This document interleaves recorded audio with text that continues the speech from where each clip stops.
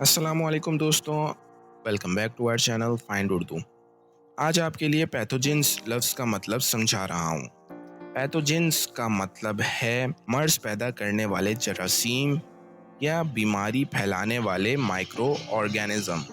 सोचिए, आपके घर में कोई बीमार है जो अक्सर सांस की तकलीफ से गुजर रहा है। ये तकलीफ उस बीमारी के कारण होती है जो पैथोजन से फैली हुई है, जैसे कि किसी वायरस या बैक्टीरिया की वजह से। Doctors are studying how pathogens spread diseases. Doctors ये देख रहे हैं कि पैथोजन किस तरह से बीमारियां फैलाते हैं।